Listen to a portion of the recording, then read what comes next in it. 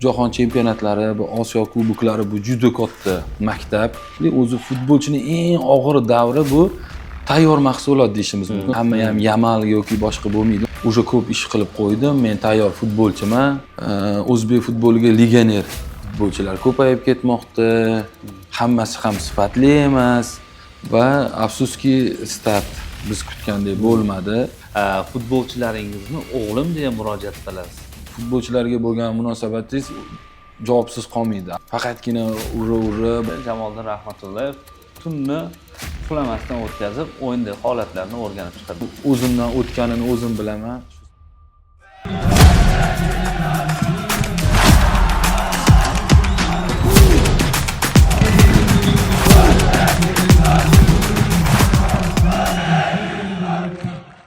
Assalomu alaykum qadrli do'stlar. O'zbekiston futbol assotsiatsiyasi ekspert loyihasi davom etadi va bugun biz sizlarga ajoyib mehmonni taklif etganmiz. Jahon chempionatida ishtirok etgan va ulkan tajribaga ega bo'lib borayotgan ajoyib mutaxassis Jamoliddin Rahmatullayevni bugun dasturimizga mehmon sifatida taklif etganmiz.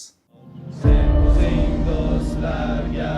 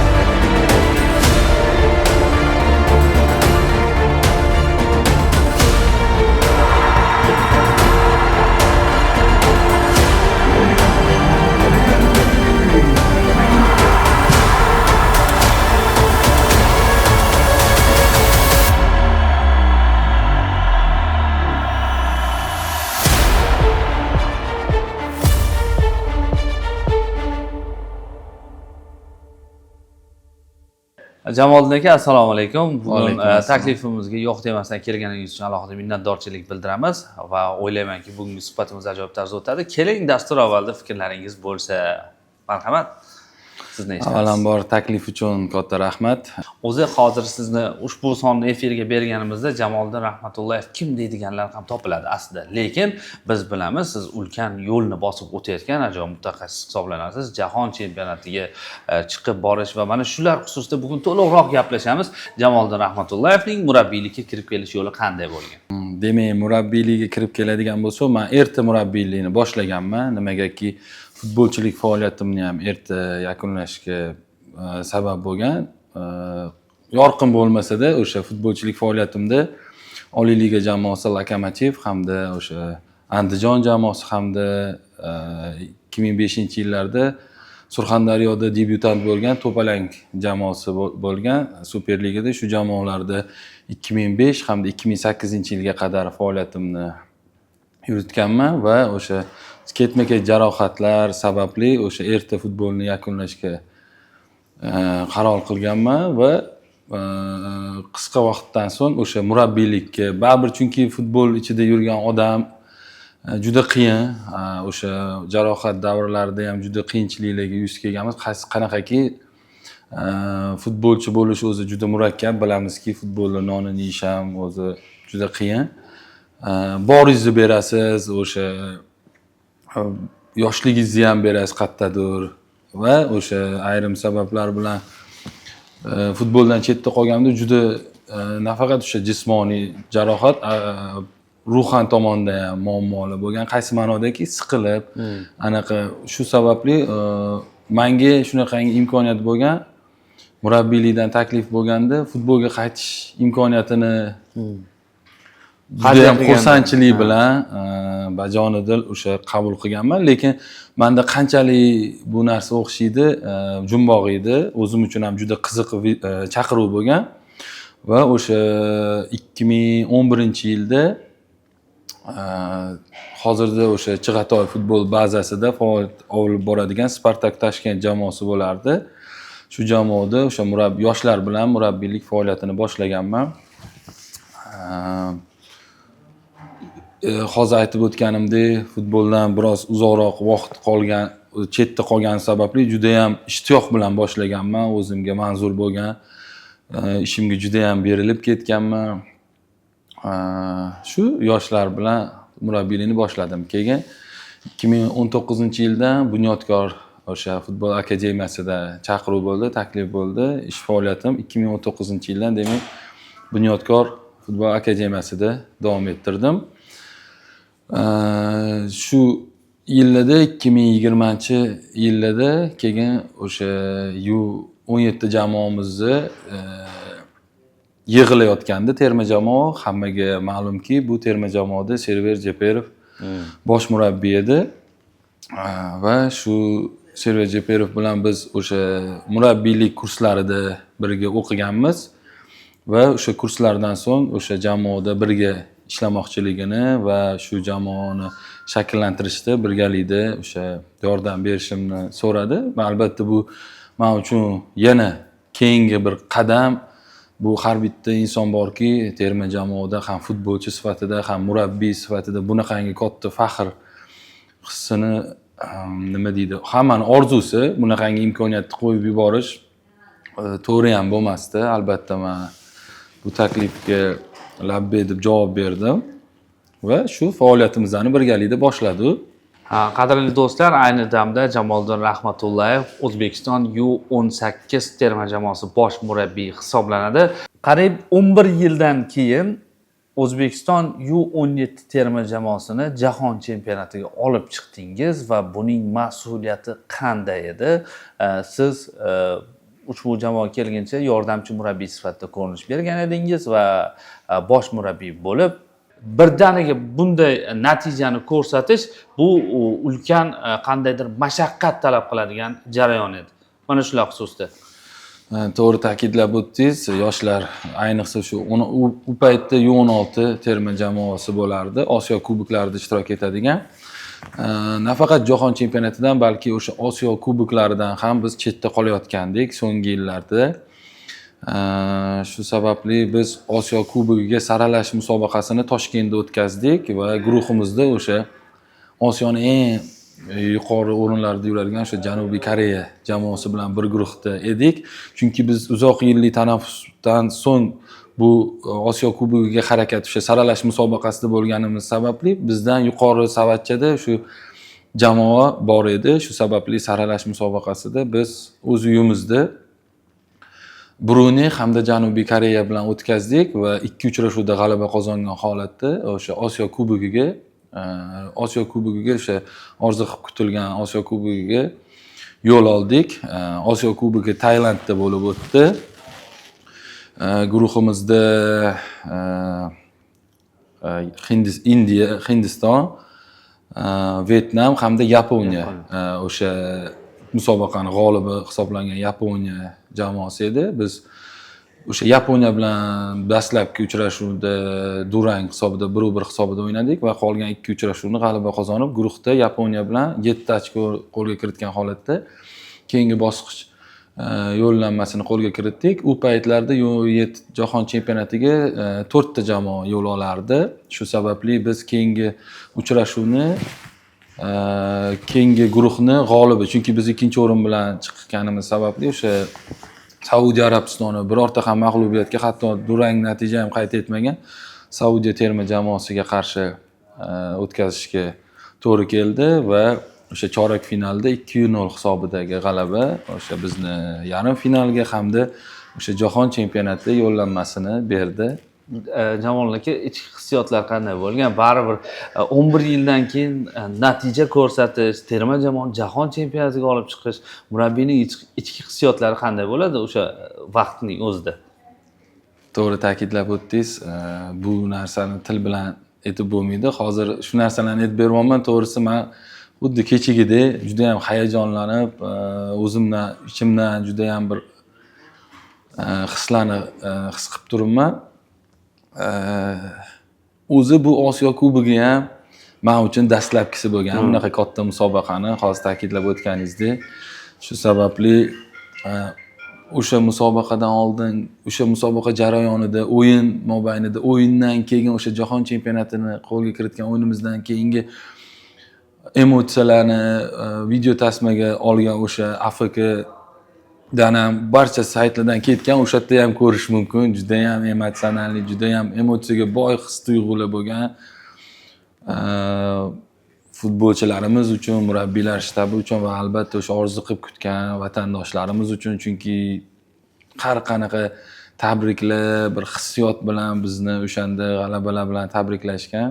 To'g'ri ta'kidlab o'tdingiz, bu his-tuyg'ularni so'z bilan ta'riflash juda ham qiyin. Shu o'rinda Jamol aka, hozir o'zingiz ham ta'kidlab o'tdingizki, mana shunday musobaqalar bu yosh toifasidagi futbolchilar uchun qaysidir ma'noda bozorda o'zini namoyish qilish imkoniyatini beradi. Va umuman olganda bu savolni sizga berishimiz kerak bo'lgan savol, mana shu yosh toifasidan keyin bizning futbolchilar, umuman mana shu yoshdagi futbolchilar yorqin yulduzdek tasvirlanadi va o'tish jarayonida qandaydir etap bilan ko'zga ko'rinmay qoladi yoki bo'lmasam o'sha yulduzligidan chetroq chiqib ketadi. O'zi mana shu etapda nima bo'ladi? Futbolchilar keldi, jahon chempionatida ishtirok etdi. Keling, Yevstafeyev shogirdlarini yod olsak, Maqsadaliyevlar, Temur Hakimovlar, mana shu jarayondan keyin ularni biz yuqoriroq darajada ko'rmaganmiz. Buning sababi nimada bo'ladi o'zi mana shu toifada? Hozir siz juda ham o'sha og'riqli, har doim bahs munozaralarga boy bo'lgan mavzuni ochdingiz. Albatta bu nafaqat Yevstafeyev, balki o'sha bu yosh toifada katta futbolga o'tar davrini barcha futbolchilar uchun, o'sha avlod uchun muammoli jarayon hisoblanadi va har qanaqa mutaxassis o'z fikri bilan, o'z qarashi bilan, futbolga qarashi bilan bu holatni ta'riflashadi. Men ham harakat qilaman o'z qarashim bilan bu jarayon haqida biroz to'xtalishga. Demak, jahon chempionatlari, bu Osiyo kuboklari bu juda katta maktab. Agarda bu maktabni bosib o'tsa va o'sha yaxshi natijalar bilan bosib o'tishi, bu juda ham a'lo darajada futbolchini karyerasiga ta'sir qilishi kerak. Lekin 17 yoshdagi futbolchilar baribir hali katta futbolga qadam tashlamagan futbolchilar bo'lganligi sababli o'zi futbolchining eng og'ir davri bu o'sha bolalar futboli yoshligidan keyin o'sha professional futbolga qadam bosishi. Chunki ikki xil jarayon hisoblanadi va faqatgina futbolchiga yuklash kerak emas bu jarayonni, chunki ular nima deymiz, balog'at yoshidan o'sha katta yigit bo'layotgan davr hisoblanadi. Ularni xayolida har xil holatlar, psixologiya jarayonlari. Shu sababli bu jarayonda futbolchilarni katta o'rni bor o'zini va murabbiylarni, ota-onalarni, muhitni o'sha juda katta o'rni bor. Agarda men murabbiylar o'rni tomonidan kelib gapiradigan bo'lsak, bizada o'sha Superliga jamoalarida yoki Pro Liga jamoalari murabbiylarida tayyor mahsulot deyishimiz mumkin. Qaysi ma'nodaki tayyor, iste'dod tomonidan. Jahon chempionatini ko'rib kelgan 17-18 yoshli yigitlar turibdi va yana ajoyib ishtirok etgan bo'lsa, iste'dodi bo'lsa, qayerdadir mahorat yetishmasligi mumkin, lekin ko'z yumgan holda bu futbolchilarga imkoniyat berish kerak. Chunki qachon yo'qotib qo'yamiz? O'sha jahon chempionatlaridan so'ng nom chiqaradi, baribir bizda o'sha internet jarayoni va savol-javoblar, intervyular bo'ladi, lekin o'sha jarayondan so'ng agarda uni yaxshi darajaga olib chiqib, murabbiylardan imkoniyatlar beriladigan bo'lsa, qayerdadir endi psixologik tomondan emas, umumiy gapirishga harakat qilaman. Murabbiylar tomonidan o'sha futbolchilarga imkoniyat berilsa, baribir juda qiyin holatda, hamma ham Yamal yoki boshqa bo'lmaydi. 17 yoshida top darajada futbol o'ynab ketmaydi. Kamchiliklari bo'ladi, baribir. Bu o'sha tajriba bilan qaraladigan holat. O'sha narsalarga ko'z yumgan holda ko'proq o'yin vaqti beriladigan bo'lsa, ishonch beriladigan bo'lsa, men o'ylaymanki, o'sha jarayonni bosib o'tish futbolchilarga ham oson bo'ladi. Chunki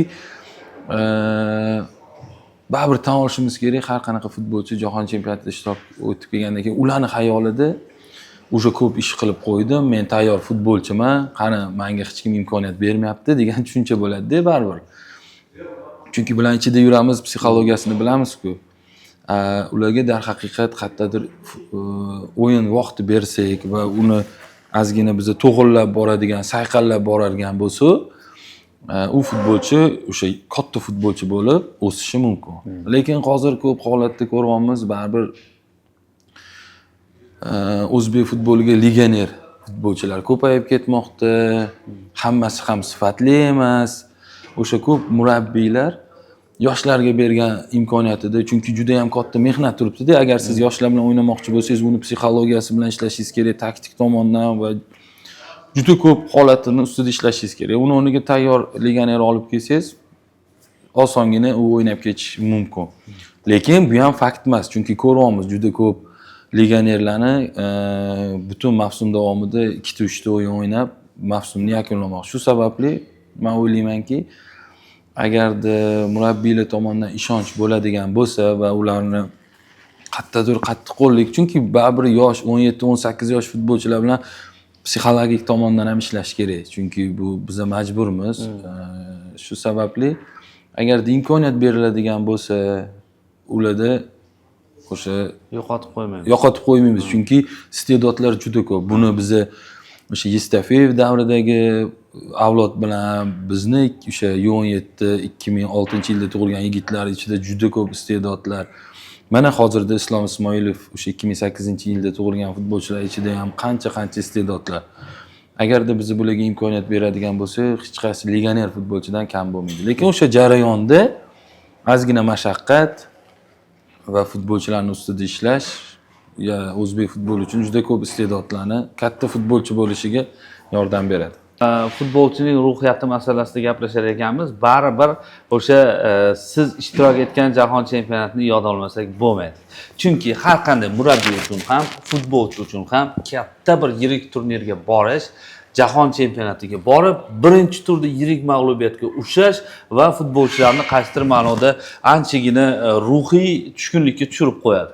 Murabbiy bo'lsa ham hatto.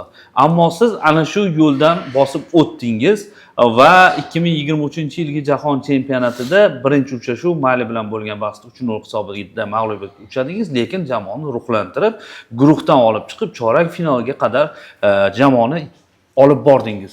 Buning sababi va siri nimada? Jamoliddin Rahmatullayevning ustunligi nimada edi 2023-yilgi jahon chempionatida? To'g'ri aytib o'tdingiz. Hozir o'sha kunlarni eslab juda ham yoqimli hislar o'tyapti mendan. Guruhimizga keladigan bo'lsak, Mali, Ispaniya hamda o'sha Kanada jamoalari o'rin olishgandi va jamoalarni tahlil qilish jarayonida shuni his qildimki, juda ham kuchli guruhdan o'rin olganmiz. Mali o'sha o'zini qit'asida eng zo'rlardan. Ispaniya ham xuddi shunday. Qari yosh toifasida baribir. Va o'sha Yevropa chempionatida Yamal barcha o'yinlarda ishtirok etgan. Chunki o'sha tahlil jarayonida Yamalni men tanimasdim, hali umuman dunyo ham tanimasdi. Sekin-sekin o'shanda tarkibga tushishni boshlagan. Kanada jamoasi ham bilamiz. Amerika qit'asida juda ham jismoniy va taktik tomondan juda yaxshi jamoa edi. Birinchi uchrashuvni, Maliga qarshi uchrashuvni yaxshi boshlab olish, yaxshi natijaga erishish juda muhimligini bilib turgandik va o'sha musobaqaga yaxshi start qilish uchun barcha o'sha rejalarni tuzdik, o'yinga tayyorgarlik ko'rdik. Raqibdan kelib chiqib o'sha Antaliyadagi yig'inlarimizda Senegal jamoasi bilan o'rtoqlik o'yinlarini o'tkazdik. Va afsuski siz aytib o'tgandek start biz kutgandek bo'lmadi. Yirik hisobda 3-0 hisobida mag'lubiyatga uchradik. Lekin mahalliy jamoasi darhaqiqat har jismoniy tomondan ham, har tomondan kuchli jamoa edi. Yakunda bu jamoa 3-o'rinni qo'lga kiritdi. 3-o'rin uchun bo'lgan kurashda hattoki Argentinaga ham 3 ta to'p kiritib, yirik hisobda g'alabani qo'lga kiritgan. Lekin o'sha birinchi turdagi mag'lubiyatdan so'ng darhaqiqat qiyin bo'lgan. Murabbiylar shtabiga ham, futbolchilarga ham, chunki tan olish kerak, baribir tanqidlar bo'lgan. Xohlaymizmi, xohlamaymizmi, bu hozirgi zamonda avjiga chiqqan narsa bu. O'sha media boshqa va harakat qildiki, murabbiylar shtabi bilan birga avvalo o'zimizni qo'lga oldi va futbolchilarga ham qattiqdir o'sha internet tarmog'ida kuzatmaslikni va bizda hali ishimiz tugamaganligini, chunki juda qisqa vaqt edi. Agarda biz tezkorlik bilan futbolchilarning ruhiyatini tiklab, o'sha oldimizda turgan ikkita o'yinga ularni tayyorlay olmasak, o'sha orzu qilib kutilgan, orzuyimizdagi o'sha o'yinlar, biz baribir futbolchilar bilan musobaqadan oldin hamma kelishib oldik-gandek, sarob bo'lishi mumkin edi-da. Chunki darhaqiqat yirik hisobdagi mag'lubiyat hammani anaqa qilib qo'ygandi. Shu sababli o'sha kuni futbolchilarga tegmaslikka harakat qildik va ertasi kundan biz o'sha tiklanishdan so'ng ruhiyat ustida ishladik.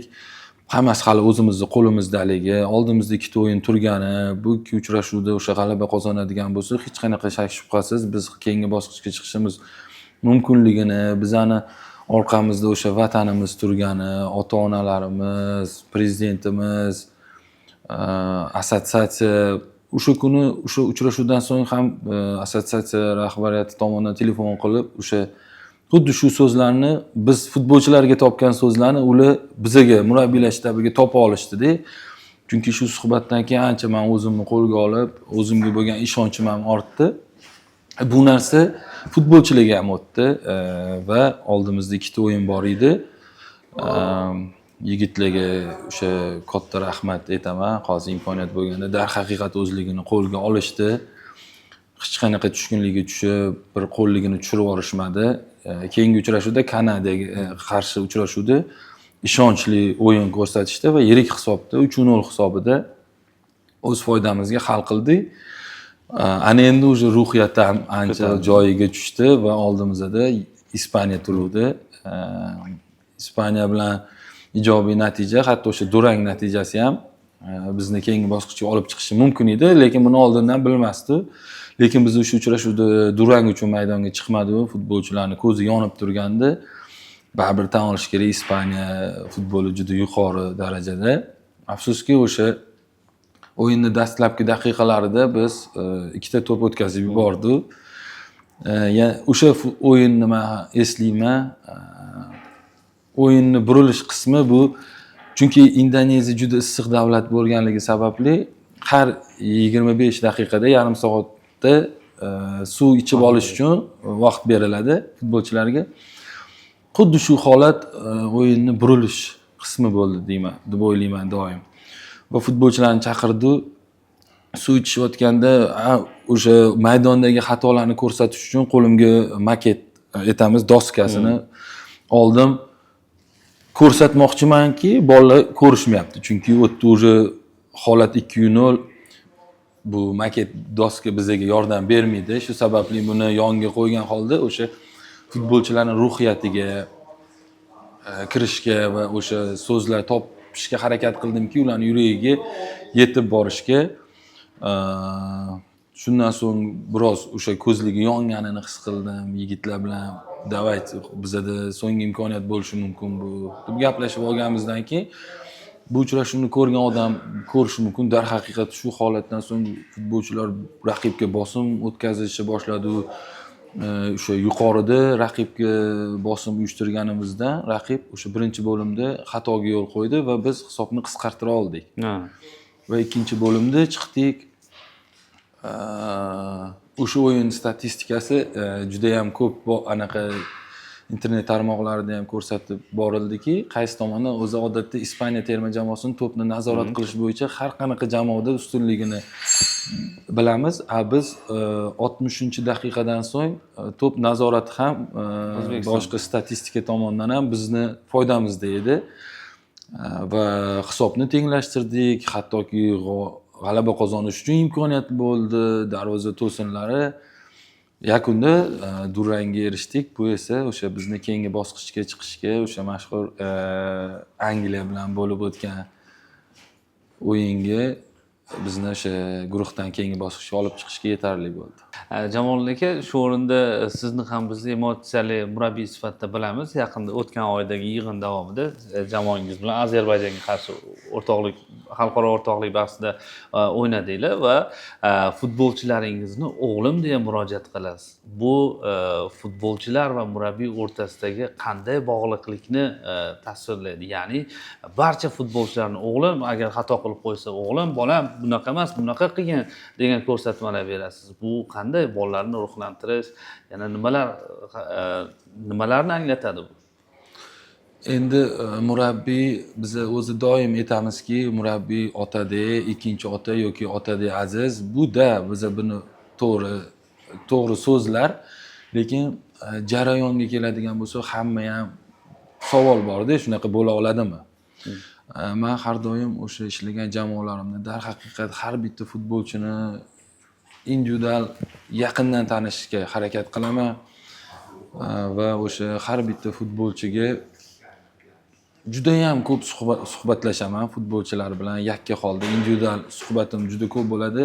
Buni futbolchilar ham biladi. O'sha yig'in davomida ham o'sha har daqiqada futbolchilarni individual suhbatlashib, nafaqat futbol haqida, balki o'sha hayoti, qiziqishlari, orzulari haqida har doim harakat qilaman bu narsaga. Shu sababli bu so'zlar emotsiyadan chiqqan bilan qalban haqiqatan o'sha har bitta shogirdimni harakat qilaman o'z ukamdek, o'z farzandimdek qabul qilishga. Men o'ylaymanki, sizda bunaqa futbolchilarga bo'lgan munosabatingiz javobsiz qolmaydi. Albatta siz tomonga ham futbolchilardan bu narsa bo'ladi. Lekin bu degani faqatgina urra bolam olg'a emas. Albatta vaziyatlar bo'ladi. Biz juda jiddiy gaplashib oladigan futbolchilar bilan qayerdadir tanbeh, qayerdadir juda ham qattiq suhbatlar bo'ladi. Lekin oxir-oqibat biz darhaqiqat bir oiladek bo'lishga harakat qilamiz. Chunki katta o'yinlarda,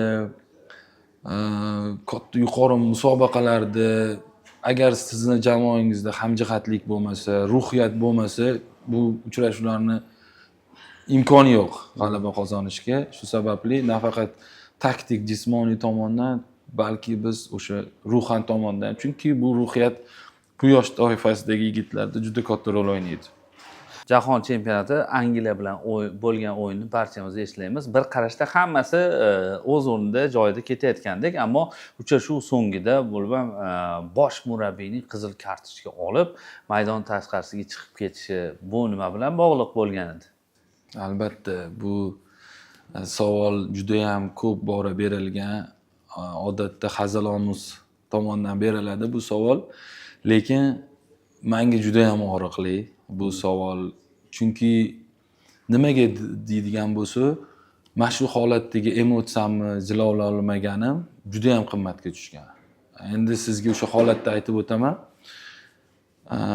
Tasavvur qiling, eng muhim orzuyingizdagi musobaqadasiz va sizni bitta qadam o'sha O'zbekiston tarixidagi eng yaxshi natijaga olib keladi. Futbolchilaringizni ko'zi yonib turibdi. Ular o'sha o'yin ritmini his qila olishdi. Angliyadan so'ng har qanaqa jamoa bizga to'g'ri kelsa, bizni bemalol yengib o'tamiz degan o'zimda, shtabimda, futbolchilarda hech qanaqa shak shubha yo'q. Afsuski, o'sha uchrashuvni oddiy bir muxlis sifatida yuqoridan ko'ryapman-da. Bu jarayon men uchun juda ham alamli bo'lgan. Ham o'zimdan o'tganini o'zim bilaman. Shu sababli juda katta bu dars bo'ldi menga. Aynan o'sha jarayonga keladigan bo'lsa, Angliyaga qarshi g'alaba qozonmoqdamiz. O'yin juda og'ir ketyapti va hakam 9 daqiqa qo'shib berdi va o'sha qo'shib berilgan 9 daqiqa ham deyarli yakunlandi, lekin hakam o'yinni to'xtatadigan ruhiyatda emas, ko'rinib turibdi. O'sha o'yinga bermoqda, hatto o'sha vaziyatni sezgan bo'lsangiz, to'p raqib Angliya maydoni tomonga o'tdi. Sudyaga hakamga qaramoqdamanki, hozirda chaladimi deb. Yo'q. Endi baribir o'sha menga dars bo'lgan yana bir jihatlardan o'sha orqada shtabda ham baribir emotsiya bo'ladi-ku, futbolchi, murabbiylar o'sha hakamga bo'lgan e'tirozi, o'sha hushtakni chalmayotgani haqida bo'lyapti. Va to'p o'sha payt menga kelib qoldi oyog'imga. O'sha holatda, emotsiyada bor kuchim yig'ib o'sha vaziyat yuzaga kelgan. Yana bir narsa, Jamoliddin aka, siz haqingizda o'rganganimda, agarda jamoa qandaydir siz xohlamagan natijani ko'rsatgan, balki mag'lubiyat, balki durang natijani ko'rsatganda, Jamoliddin Rahmatullayev tunni uxlamasdan o'tkazib, o'yindagi holatlarni o'rganib chiqadi. Bu nima bilan bog'liq? Bu holatni siz deyarli hech kimga yetmaydigan holatim. Qayerdan oldingiz bu informatsiyani bilmayman, lekin darhaqiqat o'sha hozir ko'z oldimga kelgan o'yin bu Mali bilan o'yindan so'ng bo'lgan holatlardan bittasi. Chunki 3-0 hisobida mag'lubiyatga uchradik va tanqidlar boshqa, lekin oldimizda 2 kun ham vasdan tiklanishimiz uchun, ham ruhan tomondan tiklanishimiz uchun va raqibga tayyorlanishimiz uchun 2 kun vaqtimiz bor edi. Juda og'ir o'zi o'yin tahlilini qilish, ayniqsa sizni jamoangiz mag'lubiyatga uchrasa, bu o'yinni tahlil qilish juda qiyin. Chunki kallani sovutib, vaqt o'tgandan so'ng tahlil qilsangiz, bu boshqa gap. Lekin sizda u narsaga vaqt yo'q. Shu sababli o'yin tahlil qilib, xatolarimiz ustida baribir bu narsa shtab bilan bo'ladi. Lekin hamma baribir o'z vazifasini bajargandan so'ng yoki o'zim qolgan holatda ham bu narsani davom ettiraman-da odatda. To'g'ri ta'kidlab o'tdingiz. O'sha yolg'iz qolganda, har qanaqa holatlarda baribir tahlil qilib, ertangi kunga rejalar qilganda keladi-da baribir. Ertangi kunga rejalar. Murabbiylikda ilhomni qayerdan olasiz? O'zi umuman har bitta murabbiyni o'zi ishlash prinsipida qandaydir tomondan yoki kimdandir yoki nimadandir ilhom keladi. Va siz murabbiylikda ilhomni qayerdan olasiz? Bu holat qachonki siz kasbingizni muhabbat bilan bajarsangiz, albatta bu narsa keladigan holat, lekin u siz baribir murabbiy ijodkor hisoblanadi-da. Shu sababli ilhom kelmasa juda qiyin. Bunga juda ham ko'p holatlar bor. Bitta holatni ayta olmayman, lekin o'sha ulardan eng kattalaridan bittasi bu o'sha oilamni menga bo'lgan ishonchi. Agarda bironta bir natija qiladigan bo'lsam, ota-onam mendan juda ham faxrlanishadi. Hattoki o'sha jahon chempionatidagi g'alabali o'yinlardan so'ng ota-onamni menga qo'ng'iroq qilib, o'sha sevinch ko'z yoshlari bilan mendan faxrlanishligini aytib o'tishligi bu men uchun eng katta motivatsiya. Chunki shunaqangi kunlar bo'ladi. Biz katta musobaqaga borganda biroz o'zimga qattiq qo'llik qilaman. Qanaqaki o'sha baribir misol Osiyo kubogiga yoki jahon chempionatiga boradigan bo'lsa, bizni ungacha bo'lgan jarayon bor, yig'inlarimiz bor. Shu sababli bir oylab, 40 kunlab uydan uzoqda bo'lamiz katta musobaqalardan oldin. O'shanda baribir oila sog'inchi, vatan sog'inchi bo'ladi.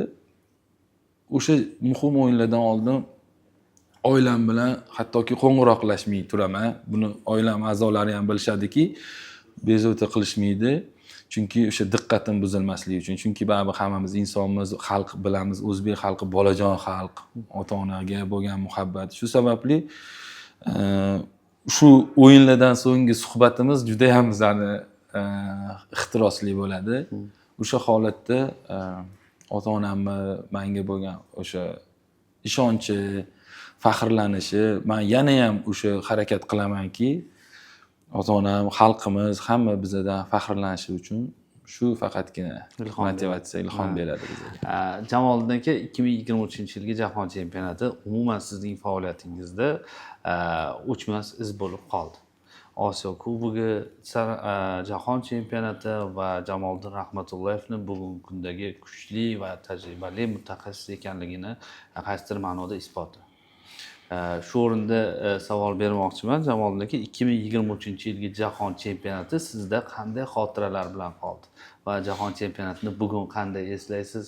O'sha davrdagi futbolchilaringiz bilan birgami? Qanday xotiralar bilan yodingizda qoldi? Hozir bu holatlarni eslaydigan bo'lsa, albatta juda ham shirin, yoqimli xotiralar juda ko'p bo'lgan.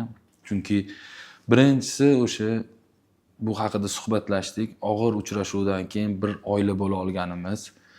Chunki bunaqangi uchrashuvdan so'ng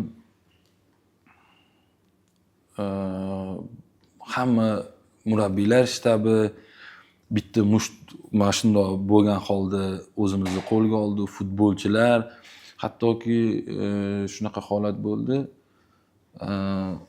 Futbolchilar o'zaro suhbatlashgan holda o'zim birinchi avvalo vatanimiz uchun, o'zimiz uchun va albatta biz uchun bo'lgan murabbiylar bizga qanchalik mehr ko'rsatishdi, yigitlar bizni qo'lga olib murabbiylarning ishonchini ham oqlashimiz kerak. Bu bularning yuzi deganligini ham men o'zim eshitdim shtab orqali.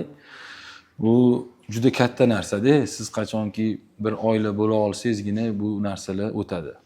Bu holat albatta tarixiy bo'lgan g'alaba, Angliya ustidan qozonilgan g'alaba juda ham qiyin o'yin bo'lgan, lekin eng yaxshi o'yinlarimizdan murabbiy sifatida men aytishim mumkin, eng har tomonlama kuchli o'yin bo'lgandi. Shu ko'p xotiralar juda ko'p. Hozir endi yana bir qiziq savol bilan murojaat qilmoqchiman. Mana shunday xotiralar 2027-yil qaytalanadi. Aynan O'zbekistonda, aynan hozir siz boshqarib borayotgan jamoa o'sha jahon chempionatiga tayyorgarlik ko'ryapti. Kuzatuvchilar uchun tushunarli bo'lish uchun O'zbekiston 2027-yilgi jahon chempionati mezboni, ya'ni U20 yosh toifasida aynan Jamoliddin Rahmatullayev boshqarib borayotgan jamoa o'sha musobaqada mezbon sifatida ishtirok etadi. Xo'sh, Jamoliddin aka, jahon chempionati mezbonligi sizda qanday mas'uliyatlar yuklaydi va jahon chempionatini O'zbekiston qabul qilganda qanday holat, qanday muhit bo'ldi sizda va jamoangizda? Albatta bu juda ham katta natija. Jahon chempionati 20 yoshlilar o'rtasidagi bu saviyadagi musobaqani yurtimizda qabul qilish o'zbek jamoatchiligi uchun va umumiy olganda xalqimiz uchun bu juda katta bayram. Bu bejizga bo'lmadi, chunki hamma ko'rib turibdi, hattoki FIFA ham bekorga bunday musobaqani bizga bermayaptiki. Ular ko'rib turibdi, bu futbolga, nafaqat futbolga, barcha sport turlariga bizga o'sha shaxsan prezidentimiz o'zlari bu yuqori saviyadagi o'sha e'tibor va qurilayotgan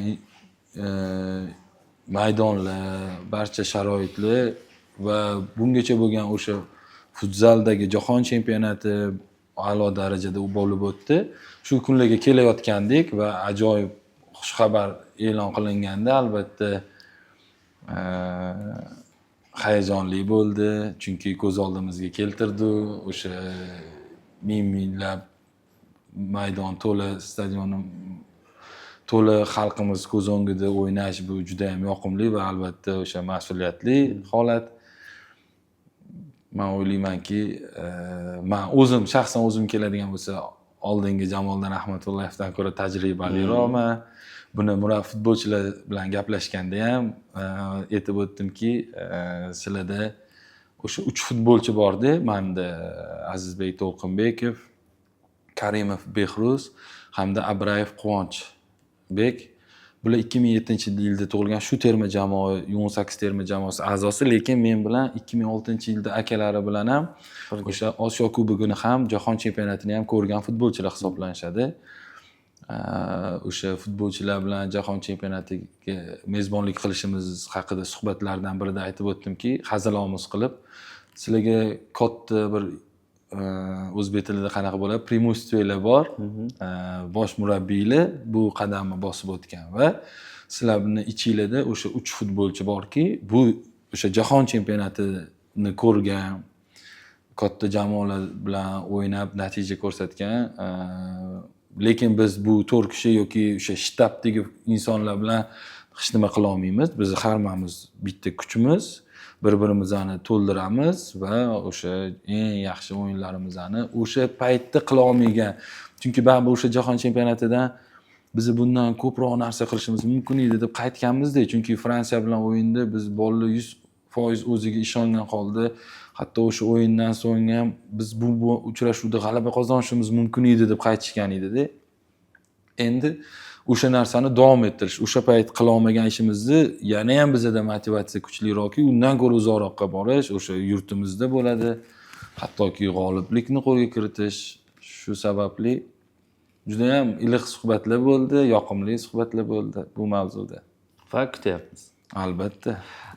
Jamoliddin aka, yana bir ma'lumot bor. Siz pro litsenziyasiga o'qishni davom ettiryapsiz. Mana shu xususda gapirib o'tsangiz, pro litsenziyasi o'zi nima, bunga o'qish qanday bo'ladi va qiyinchiliklar bormi? Pro litsenziyasida o'qish qiyinchiliklari qanaqa? Albatta, bu pro litsenziyasi o'sha murabbiylikni eng yuqori darajasi deyishimiz mumkin.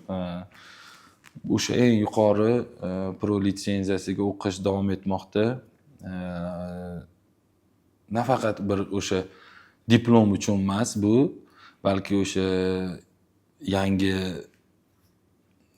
informatsiyalar uchun, o'sha bilim uchun bu o'qishni boshladim. Men uchun juda ham qiziq bo'lmoqda. Biz o'sha pro litsenziyasiga o'qish jarayonida Belgiyaga safar qildik va u yer Belgiya futboli haqida, umumiy o'sha hozirgi so'nggi tendensiyada ketayotgan futbol haqida juda ham ko'p suhbatlar, o'sha eng mashhur FIFA instruktorlari bizga o'sha instruktorlik qilishdi. Juda ham ko'p informatsiyalar oldim va davom etmoqda.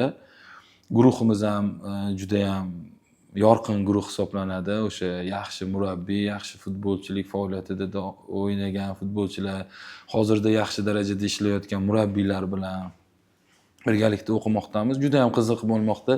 Yakuniga yetib bormoqda. 2ta modul qoldi va o'sha eng qiziq jarayon, o'sha ekzamenni topshiradigan paytga yetib keldik. Juda ham qiziq bo'lmoqda. Jamoliddin aka, har bir murabbiy qandaydir bir qiyin qaror chiqaradi-ku, yoki kimnidir olib qo'yish, kimnidir yaxshi o'ynab turgan joyda almashtirish kerak, majburiyat bo'lib qoladi. Ana shunday paytlarda qiyin qarorlarni qanday qabul qilasiz? Baribir to'g'ri ta'kidlab o'tdingiz, bu holat juda ham ko'p bo'ladi. Osiyo Kubogiga ketishdan oldin so'nggi ro'yxatni e'lon qilayotganingizda yoki jahon chempionatiga ketayotganingizda so'nggi qarorni qabul qilish juda ham qiyin bo'ladi. Shu futboldagi holatlaringizni nazarda tutyapsiz. Men odatda murabbiylar shtabi bilan o'sha ovozga qo'ygan, baribir yakuniy so'zni men o'zim aytganim bilan o'sha hammani fikrini o'rganib chiqishini asos bilan har bitta murabbiy o'sha o'z fikrini aytadi va u asoslab beradi nimaga ekanligini. Chunki baribir men o'zim baribir insonmiz, qayerdadir shaxsiyat. Endi men maksimum harakat qilaman bu narsani faoliyatim, murabbiylik faoliyatimda qilmaslikka, professional yondoshishga, lekin baribir bo'lib qolishi mumkin. Qayerdadir misol uchun shuning uchun har doim murabbiylar shtabidan yakdil o'sha haqqoniy qaror qabul qilishga harakat qilamiz. Baribir ichki his-tuyg'ular bo'ladi bu holatda, chunki o'zi ayon nima deydi, ichki tuyg'ular ham ko'p holatda aldamaydi-da. O'sha ichki tuyg'ularni ham eshitishga harakat qilaman. Jamoliddin aka, Osiyo Kubogi va Jahon chempionati ikkalasi ikki xil turnir. Va sizningcha ikkalasining farqi nimada deb o'ylaysiz? Siz ikkalasida ham ishtirok etdingiz, ikkalasida ham natija qila oldingiz, Jahon chempionatida ham. Albatta, darajada. Chunki Osiyo futbolida baribir to'g'ri, Osiyo futbolida ham har xil arab Saudiya Arabistoni yoki Qatar, Birlashgan Arab Amirliklari yoki o'sha Sharq Amerika, Janubiy Koreya, Yaponiya futboli, Avstraliya o'ziga futboliga ega bo'lgan jamoalar bor. Lekin baribir bir-biriga juda yaqin jamoalar. Biz jahon chempionatida juda yuqori saviyadagi jamoalar bilan to'qnash kelamiz va qit'a tomondan ham Janubiy Amerika, Afrika qit'asi yoki Yevropa qit'asi, bu qit'alarda darhaqiqat futbol juda bir-biridan qaysidir qit'a, o'sha Afrika qit'asini bilamiz, jismoniy tomondan juda ham kuchli hisoblanadi. Ularda e'tibor o'sha tomonga bo'ladi. Janubiy Amerika qit'asida baribir individual futbolga e'tibor berilsa, bu Yevropa tomoni esa hammasini bir qilgan juda kuchli qit'a hisoblanadi. Har bitta o'sha uchrashuvda siz juda ham katta o'zgarishlar qilishingiz kerak bo'ladi qayerdadir. Shu tomondan ham o'sha daraja, saviya baribir tomondan ham juda katta farq qiladi. Osiyo va Yevropa jahon chempionatlari. Rahmat Jamol aka, bu dasturimizning qaysidir ma'lum so'nggi savoli edi. Hali bizda blitz savollar bor va bugungi dasturning so'nggi savoli hamda siz tomonidan beriladigan maslahat bo'ladi. Keling, sizni kuzatib turgan O'zbekiston futbol assotsiatsiyasi rasmiy sahifalarida kuzatib turgan yosh o'sib kelayotgan avlod, qolaversa shogirdlaringiz va siz bilan birga jahon chempionatlarida ishtirok etgan shogirdlaringiz sizni kuzatib turishdi va ularga murabbiy sifatida ham ota sifatida maslahatlaringiz yoki tilaklaringiz bo'lsa. Bunday imkoniyat berganingiz uchun katta rahmat. Albatta futbolchilarga, hamma bizni kuzatib turgan futbolchi bo'lish uchun, chunki biz baribir internet tarmog'ida ham borman, doim savollar o'sha ko'p yosh futbolchilar tomonidan har qanaqa savollar bo'ladi, nima qilish kerak, qanaqa. Shu sababli imkoniyat hozir ularga ham umumiy qilib javob berishga.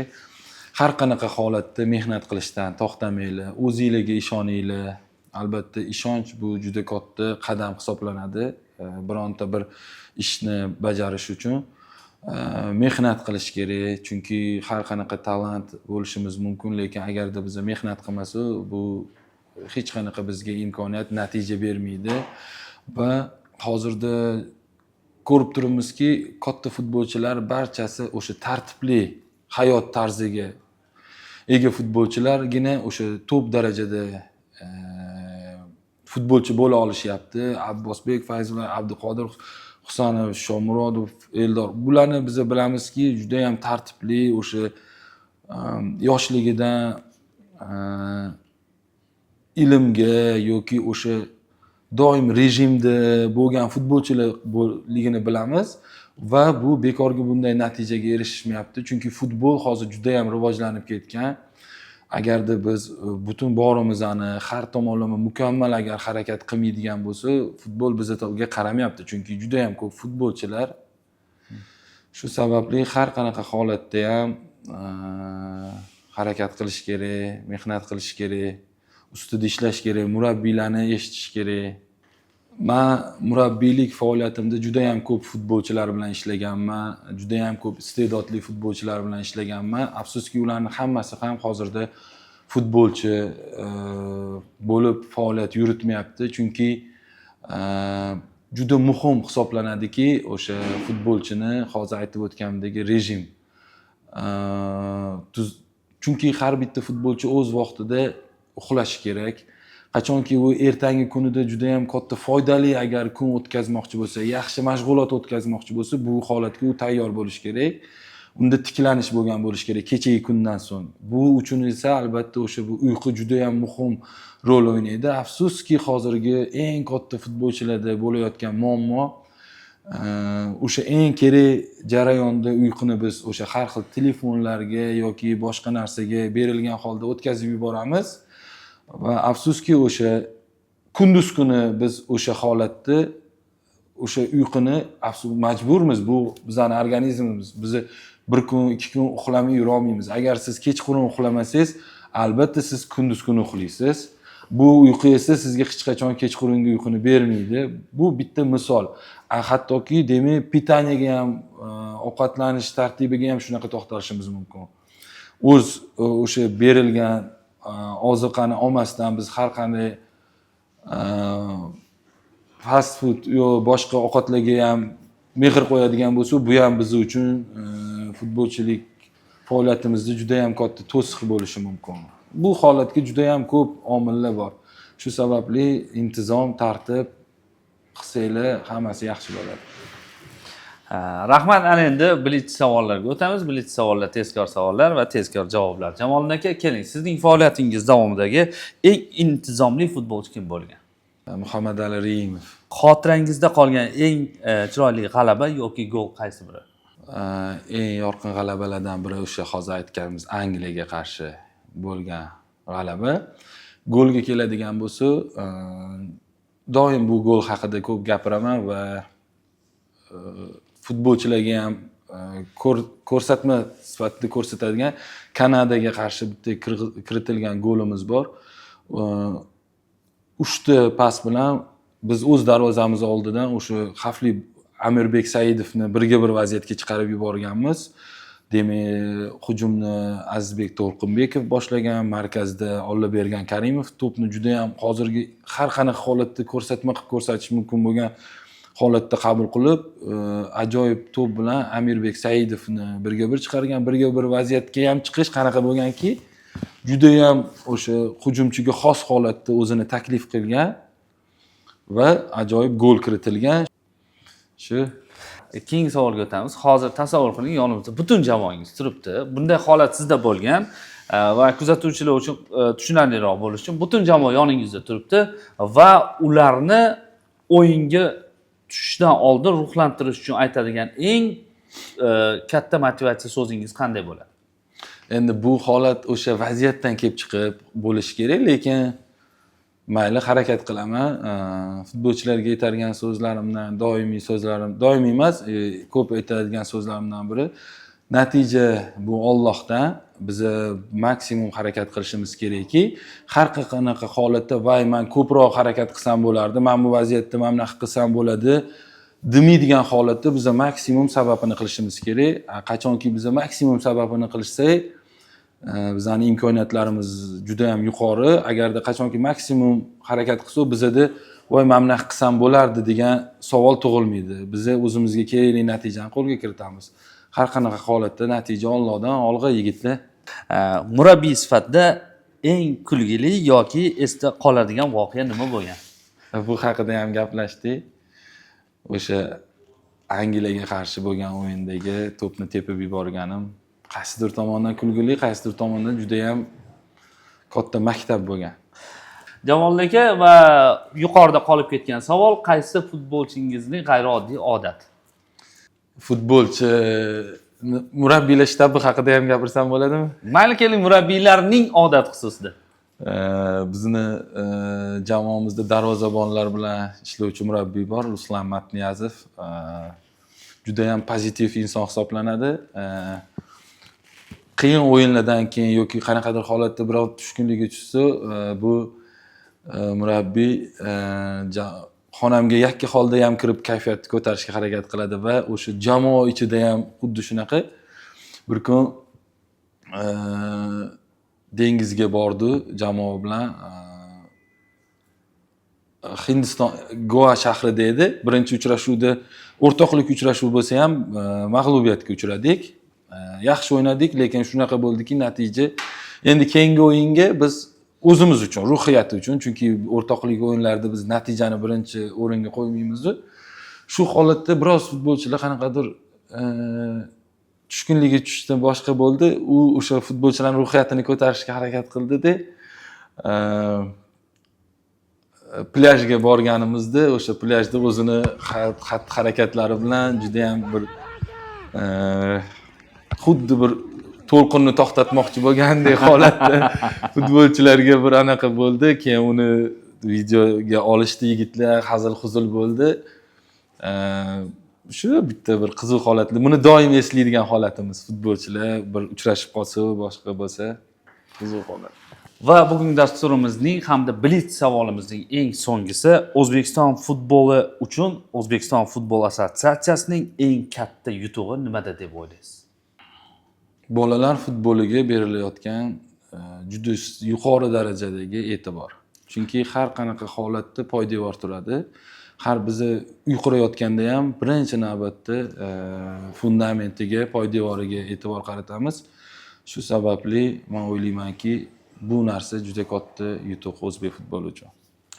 Hurmatli kuzatuvchilar, yana bir bora bugungi suhbat uchun, bugungi ajoyib onlar uchun va manfaatli suhbat uchun O'zbekiston U18 terma jamoasi bosh murabbiyi, 2023-yilgi jahon chempionati ishtirokchisi, tajribali mutaxassis bo'lib borayotgan kuchli mutaxassislarimizdan biri Jamoliddin Rahmatullayev bugungi dasturimiz mehmoni bo'ldi. Jamoliddin aka, bugungi suhbat uchun, mana shu onlar uchun sizga ulkan minnatdorchilik bildiramiz.